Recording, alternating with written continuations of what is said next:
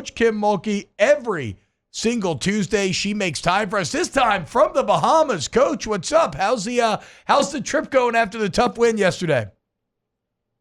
Well, it was a tough win. I'm not sure we should have won that game, but a little luck at the end there, and we made a play to win it. I was proud that we fought hard to get back in a position to win it, but give credit to Washington. But it's beautiful here. The resort we're staying at is absolutely wonderful, and, we get ready for a Final Four NC State team on Wednesday. Yeah. Real quick, so I thought Jake did a great job of pointing out, Coach. So obviously the first quarter, a bit disastrous, right? But what did you learn from your team after that in winning the second, winning the third, winning the fourth, and especially making the plays at the end? What did you learn about your team's resilience in finding a way to kind of over time grind back to that victory? Well, I've been preaching this from a coaching perspective for weeks. We start slow, and that is kind of it's different. We usually start fast, and we've been starting slow, and we dug ourselves a hole. And I said we dug ourselves a hole. Listen, they put us in that hole. Yeah. So it wasn't what we didn't do, it's what they did to us. And we just had to have a mindset that guys, the only way you're going to win this ball game is you got to dig just a little bit deeper than they do. And we just kept hanging in there. And I told them after the game, win or lose, I was proud of the effort that you gave to put yourself in a position to win it. And that's what you did. And you made the play.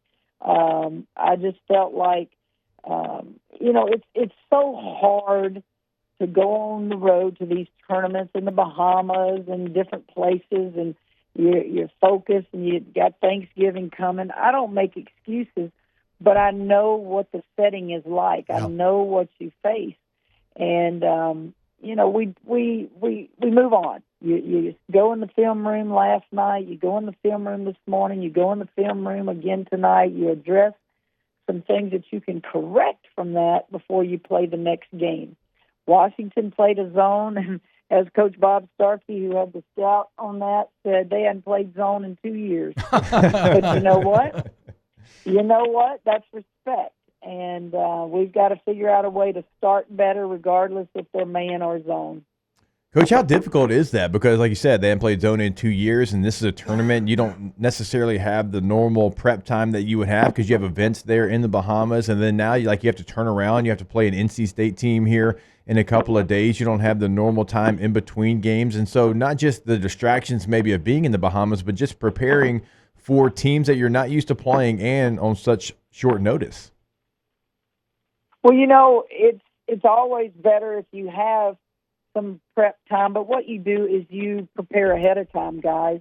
You have to do scouting reports before you come here and make sure you're not starting from scratch. And the thing about it is you have to prepare for all of them because you don't know if you're going to win or lose and who you're going to play next.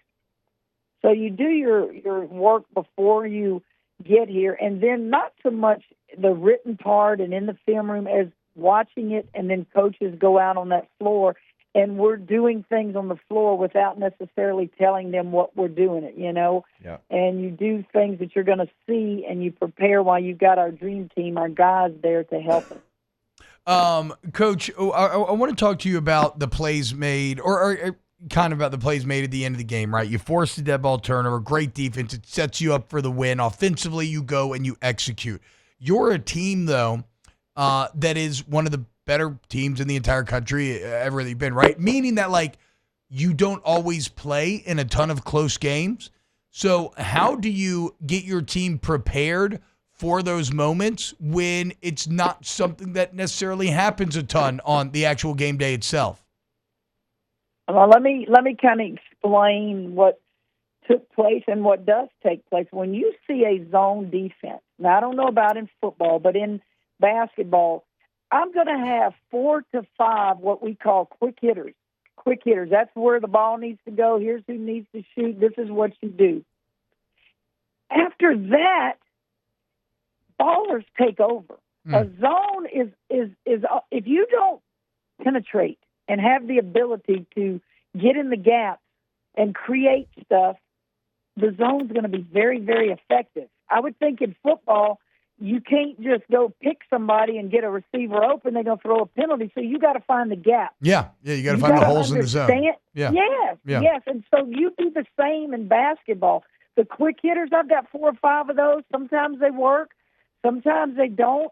Yesterday, with 40 minutes of facing a zone, you got to have athletes, especially on the perimeter, who can penetrate and get in the gap, shoot the jumper, dump it off to a post player, and we just stood around and did exactly what they had hoped we would do, and that was one pass, jack it up, goes in, great. It doesn't go in, oh, here we go again. Mm-hmm. The second thing that you do is you eliminate, on the defensive end, them getting more than one shot.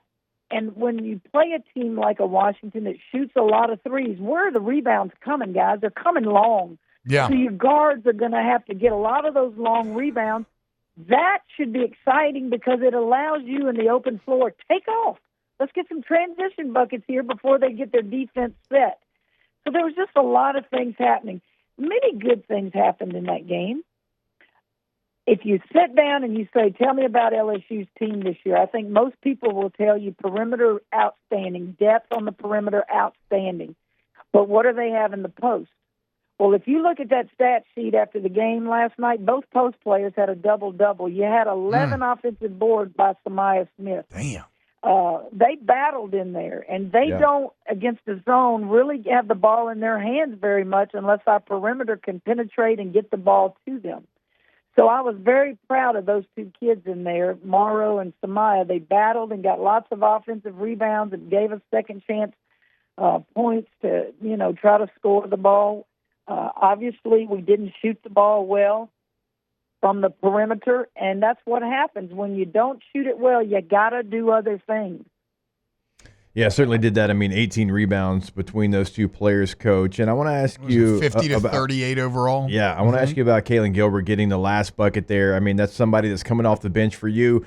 Certainly, you've got offensive firepower throughout the starting lineup. But what was it like for you to see a player take the initiative and go win the game coming off the bench? Honestly, I sat most of the game away from the staff. There were some seats that were courtside, and it allowed me to just sit there and watch as if I'm watching practice because I'm still evaluating, do I have the right people on the floor? Do I have the right kids against this zone? And so I sat and I evaluated, took just mental pictures of my team yesterday. And Gilbert already knew she's the best dribble penetrator we have. And she's one of those players, I got to take the good with the bad. What do I mean by that? She might turn it over and frustrate me, but maybe I need to leave her on the floor a little bit longer because she may make a spectacular play. That's something you learn over time. And so I put her in, taken her out, and I thought, well, we're not getting any dribble penetration, and so let's see if she'll get in there and make something happen. Now, she has the lateral speed and quickness you love. So that last possession, I even had Pola in the game, and Pola passes the ball to Flage. It was high, almost knocked her down. It was just an off-balance pass, and that's going in the backcourt. If that ball hits the backcourt, game is over. And Flage makes some kind of backhanded, underhand, just miraculous play and throws it in an area where there was a loose ball and there's a Washington kid right there and Gilbert's right there, and Gilbert had the hand quickness to not let that be a tie ball. She just yanked it quickly. And she had the presence in her mind of what was on that shot clock and what was on that game clock, and it was about 6.1 seconds. And she just did what we should have been doing the whole game, is just dribble, penetrate, go in there and make something happen. Now, when that ball went up in the double clutch, if you look at the move, not many girls can double clutch like that. The spin she had on that ball was unbelievable, because normally that ball is going off on the other side of the rim. We did have Morrow over there. If I remember, she was going to get the offensive rebound and hopefully get a putback. But the spin on that ball, y'all, it kind of reminded me of, remember that shot Tiger Woods had that one time, and it was just like slow motion, and that ball just kept going slowly and slowly. Oh, that is and then it falls in, and that's what happened yesterday. All right, Coach. So no game today. Ranked unranked. NC State tomorrow, 12:30 Central. For everybody who wants to watch, check it out.